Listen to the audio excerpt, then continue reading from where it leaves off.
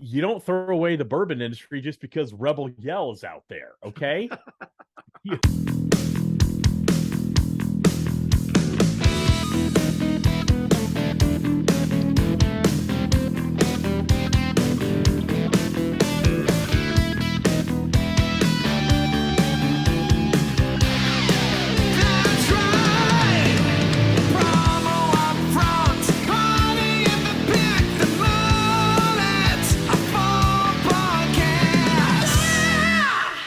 Kirby, I found the simple life. It's so simple when I jumped out on that road so I could have a record with you. Episode number 115 of the Promo UPFront Podcast. I'm one of your co-hosts, Bill Petrie. With me as always, that's right, the commander of the keyboard himself, the one and only Kirby Hasseman. Kirby, how the wedding week are you? I like that. How the wedding week. Yeah. I'm doing well. Just trying to keep more balls in the air than normal. I love when things are going hectic. Kind of enjoy that. But this is a little more than normal. So I'm doing well, trying to keep all those plates spinning. How are you, buddy? I'm doing well. We'll get to it at the end of the podcast. It was not a great football weekend for me at all. Yeah, but I love this time of year. The weather's changing, and we in Middle Tennessee we get so many of these deliciously perfect days, mid 70s during the day and low 60s at night. It's just that time of year. It just makes life easy, and it got me to thinking, Kirby. One of the things I love about our sponsor today, which is Evans, we've talked about how blown away you and I are at their approach that they take working with distributors. Their singular focus on making it as easy as possible for their distributor partners to work with them has really made quite an impact. And I know as a distributor yourself, Kirby, I know you're a huge fan of how easy Evans makes it to work with them. Yeah, absolutely. And I think that the key here is that, nobody has to replay the last couple of years to understand how hard it has been to be in this business, both sides of the business, of course. My daughter started, and I at one point I said, if you can survive this time, then you will come out of this feeling really, really strong. And so, of course, we're looking for suppliers that make our lives as easy as possible. And so I'm excited whenever we talk about Evans because of that. Kirby, that's well stated, but let's be honest. Why the hell should anybody take your word for it? In fact, why should they take my word for it? That's two very fair questions. Yeah. I'm sure you would agree that one of the most effective and impactful marketing tools is the client testimonial. And I've got a couple I'd love to share with you and our audience of 3 about Evans and why they're so remarkable. Here's one. Evans is a wonderful partner. They communicated throughout the order process. I love that intentional communication. Yeah. Second one, I always enjoy working with Evans, among the best in responsiveness and attention to detail. And we say it all the time, how we're in a relationship industry, and we are, but we're also in a big time attention to detail industry, and Evans keeps that going. The third one, and this is my favorite, working with Evans is easy and seamless. And in an era where all of us are looking for a more frictionless transaction, I love that Evans is doing that. These are some powerful testimonials. Hey, Mr. and Mrs. Distributor, when you're ready to work with a partner that makes it so easy to work with them, their people are moved to give them glowing testimonials. Look no further than our friends at Evans. You want to learn more? Fake laughter. Actually, that was real laughter. You know you do. Head over to evans-mfg.com. You're not going to be sorry you did. Now, Kirby, this is episode number 115 of the Promo UPFront Podcast. You have the upfront section, so we're going to talk about something promo, and I am giddy like a Girl Scout on Cookie Sunday. Let's have it. Yeah, so this is something that quite a few people in the industry have been talking about. Many of you know that that Fast Car Company published an article in the last week or so, essentially saying that we need to do away with cheap disposable swag. Now, I don't want to rehash this entire topic because I think that there have been some great pieces of content out there. My take on this is I was actually excited about that. I was excited about the way that our industry responded. PPAI did a really nice article. ASI came out with something. commonsku wrote a dissertation, beautiful thing with Bobby and Mark that they wrote. I saw a podcast with Rich Graham where he was on there talking about just kind of responding to the idea that we want to, get rid of that Fast Company says that they want to get rid of cheap disposable swag. And my first take on it was I just love to see the pride and sort of the responsiveness of our industry. I'm not sure that was there 10 or 15 years ago because I feel like there's a renewed sense of, hey, what we do matters. So that's exciting. But my take on it, I wanted to kind of jump in because the whole thing is they want to get rid of the article's author wants to get rid of trade show merchandise that is wasteful. And as I think my friend Rich Graham said, no shit. Of course, the kind of merchandise, the kind of swag that doesn't hit the mark that ends up in trash cans. Yeah, of course, right? Yeah. But that not all inexpensive merchandise is like that. But what she's doing is saying, look, the worst of our industry is bad. So you should get rid of the industry.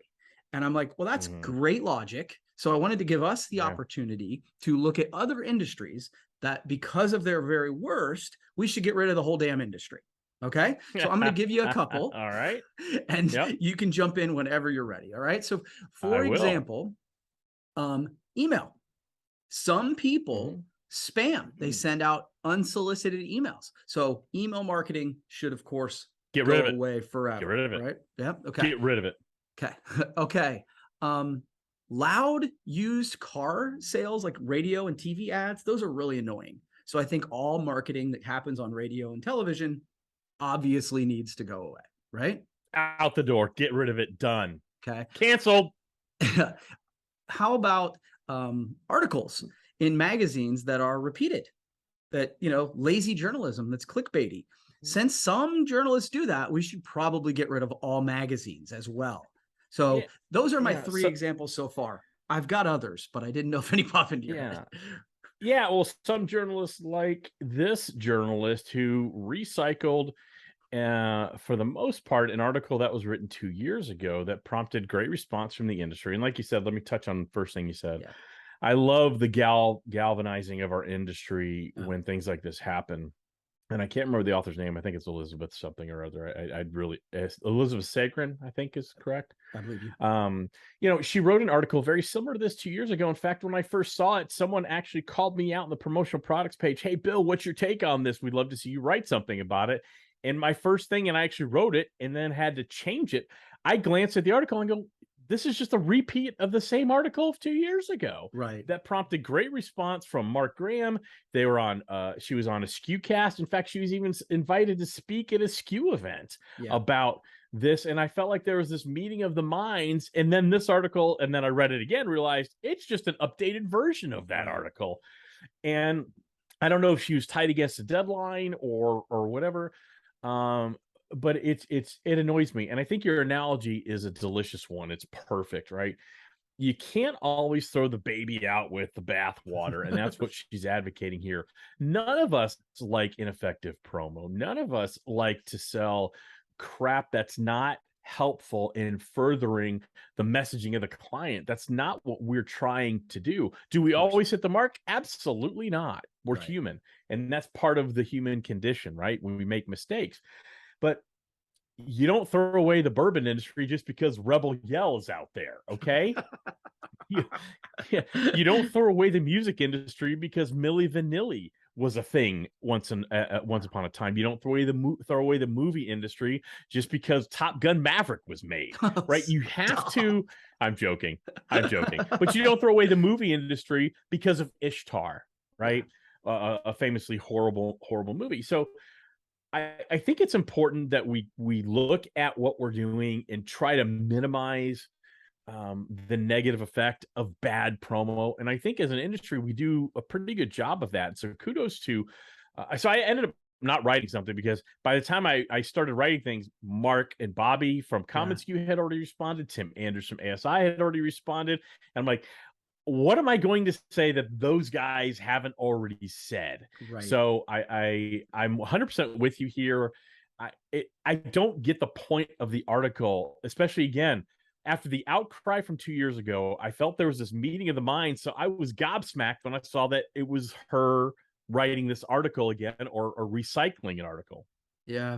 And so this is one of those audience participation ones for me. So if you want to give us some in the comments, I would love to hear the things that we should get rid of because there's something bad. So for example, my other example is, government agencies are sort of famous for coming out and saying, okay, we're not going to do merchandise anymore because we don't want to be wasteful, which is fine. As long as you say that government agencies that don't use our funds wisely, we have to get rid of the whole government. And so again, throwing the baby out with the bathwater, like you said, it's just not great business. No, and maybe we should get rid of clickbait, because that's what that article was. Nothing more, nothing less. And honestly, she won. We're talking about it. So is Rich. So is everybody else. So congratulations, Fast Company, for being really great journalists. Bill said sarcastically. Okay, Kirby. So there's an event coming up October 10th, 11th, and 12th. Wanted to chat with you about it. It's called Brand Together from Brand Chain. Now, if you're not familiar with Brand Chain, it's the former PSDA. That's what they used to be called. It's kind of the print services equivalent of PPAI. The event's in Orlando, and it's intended really for distributors. A lot of print distributors and promotional products distributors getting together, and what they're wanting to do is create a better distributor relationships to better serve clients. And they want to help distributors learn the why, when, and where, so they understand the full spectrum of brand solutions. And what I really love about the event, I mean, that's the event. You can find out more if you want by Googling Brand Together or Brand Chain, either one. But what I really love about this is the idea behind the event is to do something that historically in our industry people have avoided like the plague. Okay. And that is cooperation over competition.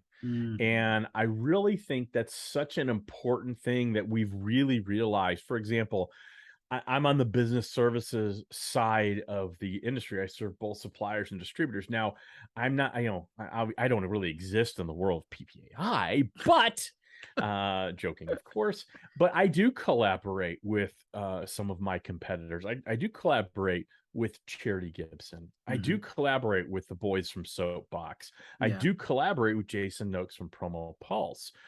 And that's important for me. It makes me better. It sharpens my skills. What was the old saying? Iron sharpens iron. And I think that's important because I'm able to help them. They're able to help me. It's kind of like we're our own board of directors. Yeah. And I think that's such an important thing. Wanted to get your take on that, Kirby. I think it is something that has gotten a lot better over the course of the last 5 or 10 years in our industry. I remember, I literally just had this conversation yesterday. It's funny that you're bringing it up. I remember when, I used to be with Halo, that. And when I left, I felt like I was on an island, and most of the competitors in the area were much like that. It was like, oh, I can't tell you who I'm working with. I'm like, dude, I know all the people you're working with. Like it's right. And my whole philosophy is, guys, there's plenty of business out here as long as we all do it right. And if we all do it right, like all do it better, we all win. We all win. I was like, nobody thinks like me. And then our collective buddy, Dana Zezzo, introduced me to Mark Graham. Mark Graham introduced me to Danny Rosen. And like, it was like, oh, okay. And that was when I became, I learned about Promo Kitchen. And it was like, in that moment, I was like, oh, there's a whole group of people out here who actually believe like I believe. And so that is exciting to me. And the better we do that, the better the industry gets. Recently, I actually had a guy who is in a town, downtown, 45 minutes away. I was engaging with him on LinkedIn and kind of encouraging him and sharing when he needed to hire and stuff.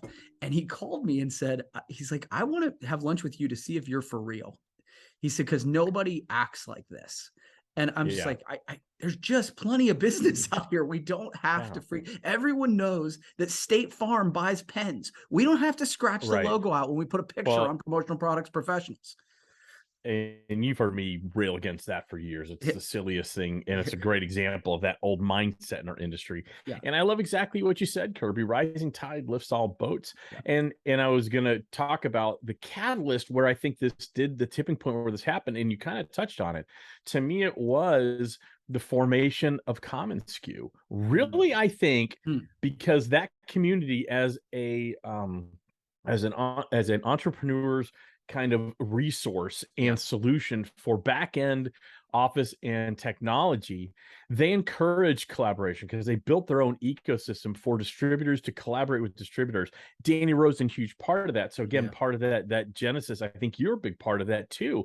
When I look back at the tipping point of when did that really start happening? And then I go, of course, absolutely Promo Kitchen. So love what Brand Chain is doing with Brand Together. So if you want to check that out, you can certainly do that. You know, Kirby, I was so fired up with our first conversation.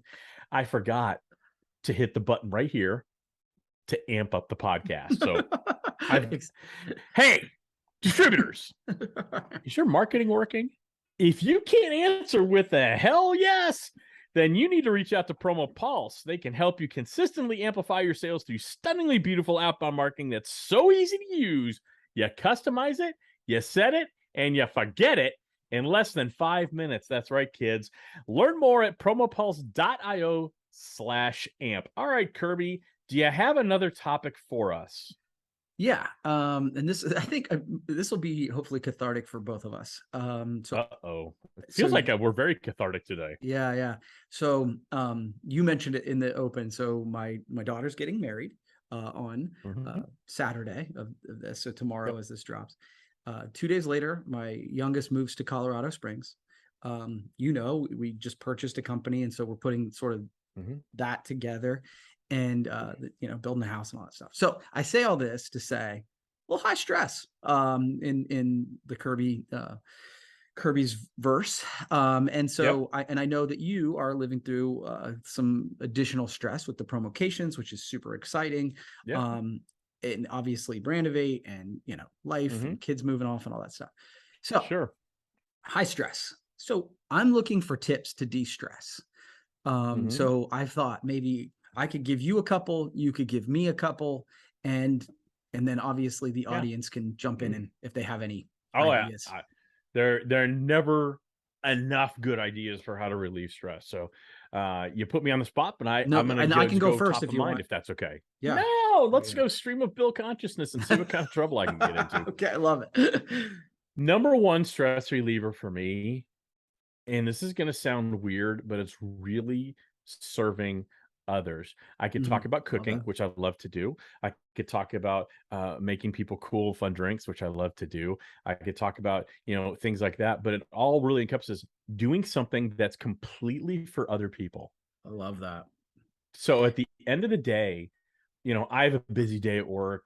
Sandy has a busy day at work, but a lot of the times I cook and I clean up. I don't mind. Because that's a stress reliever for me. I get to focus on something completely in a service way. So that's number one for me. It just kind of gets me out of whatever I'm thinking about. Okay. Number two, step away. When I'm feeling stressed in the middle of the day, I know that I will accomplish what I need to accomplish. So walking away for a half hour, 20 minutes, an hour to watch something on TV, to take a walk around the block, to go lay in my hammock in the backyard, just to walk away, get away from computers, get away from screens. It refreshes me, it renews me. And I find that that's a big stress reliever. And I'd say number three for me is music. When this is the way I have music on a lot when I'm working, and a lot of times I don't. If I'm really trying to write something, I can't have a lot of input. That's just not how I work. Right. But if I'm answering emails or doing something from a graphic design perspective, I have a lot of music on.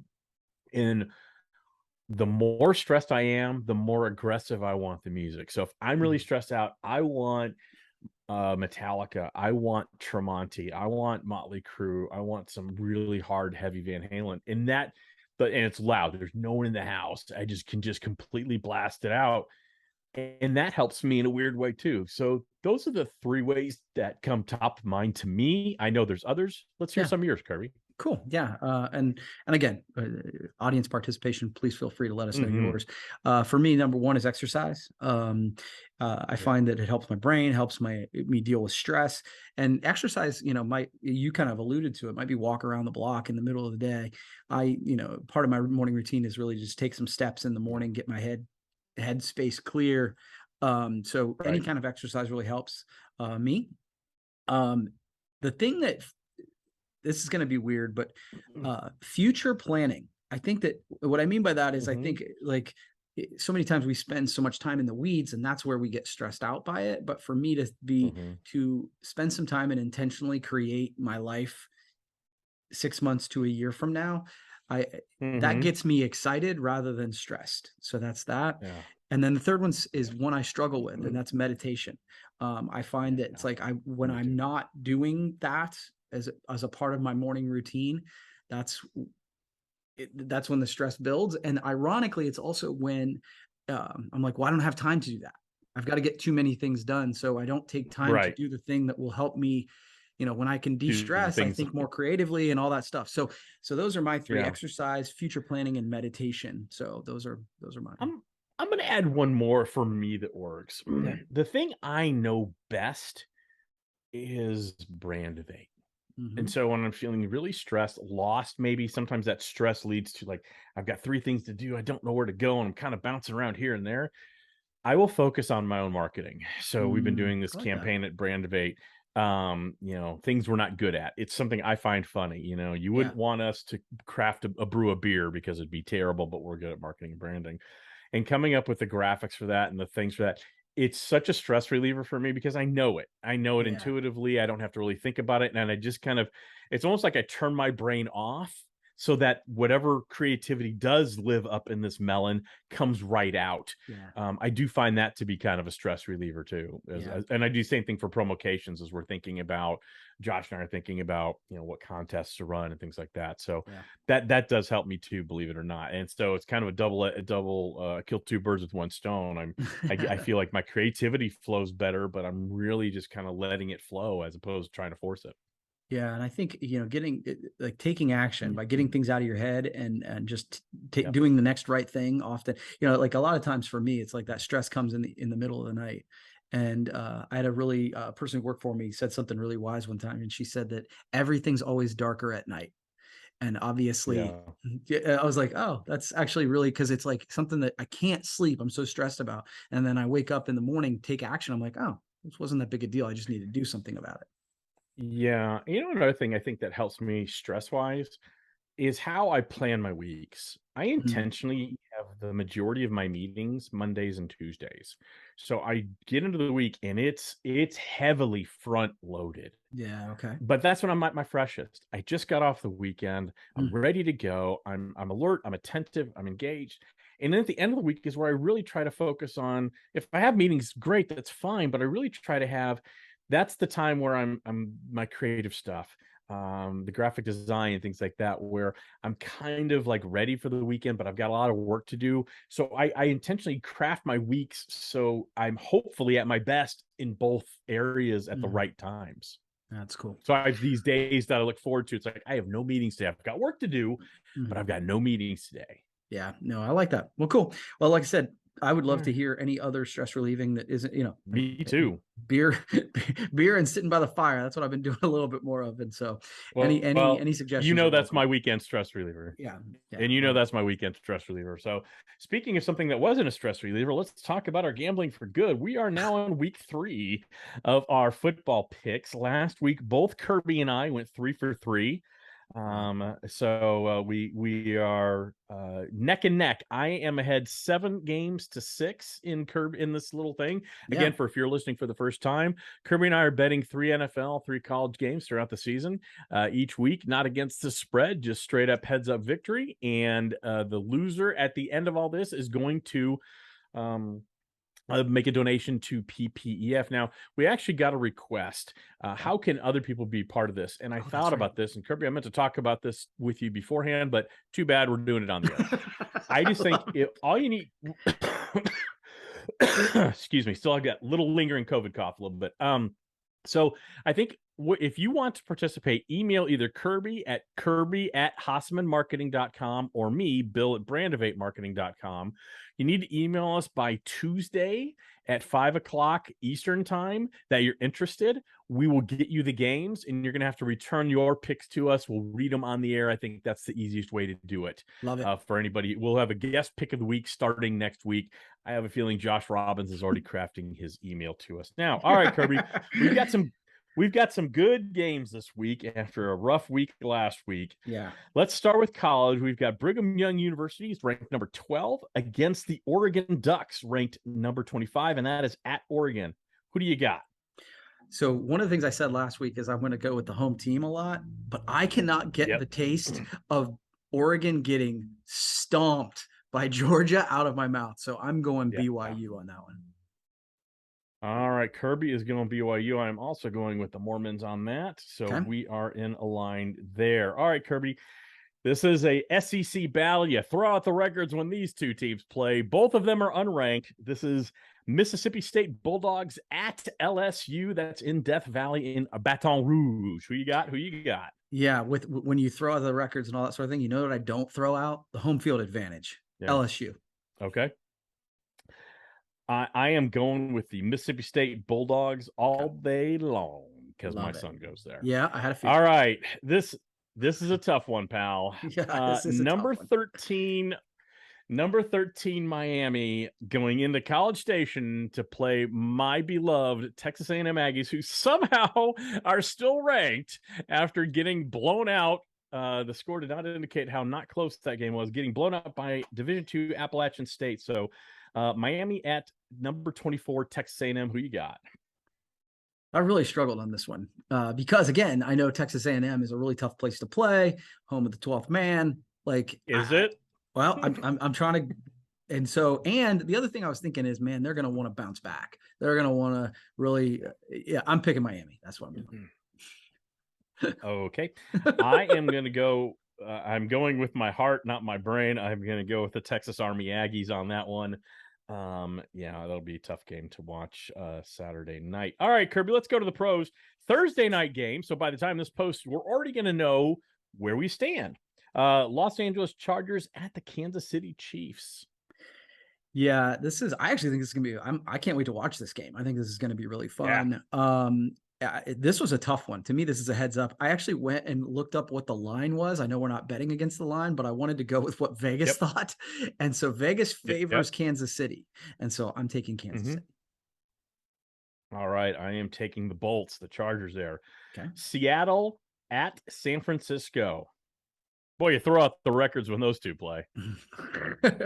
Yeah, I think Seattle gave their Super Bowl last week when they played Russell Wilson. I do not believe in them. I'm taking San Francisco, even though I'm not a believer in Trey Lance. I am going with the Northwestern Highlighters there. I am going with the Seattle Seahawks. So a lot of differing games this week. Okay. All right, Kirby. Monday night game, Minnesota at Philadelphia. Once again, throw out the records when these two teams play. I really flip-flopped on this one. I liked what I saw in Minnesota. When they beat Green Bay, I'm just not sure if I trust it just yet. And so I'm gonna lean with Philadelphia because they are at home and I think they need it worse. And so I'm going with them. The Eagles. I'm gonna reluctantly take the Eagles as well. I usually wish nothing but failure on most Philadelphia sports teams, the Eagles included. But this week, I'm hoping to make it easy on me and let me win. Speaking of easy, Kirby, those are our picks. Again, if you want to participate, shoot us an email. We'll for a nominal donation to PPEF, let's call it $25. You can participate in this little fun. All right, Kirby. Speaking of making it easy, that's right. Our sponsor today is Evans Manufacturing.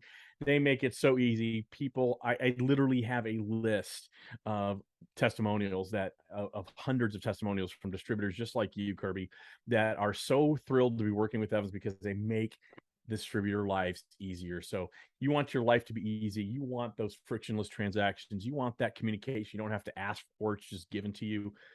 Head over to evans-mfg.com. You're not going to be sorry you did at all. Now, Kirby, I only have one thing to say. I live my life like there's no tomorrow. All I got, I had to Kirby. And that'll do it for today's Promo Upfront podcast, kids. That's right.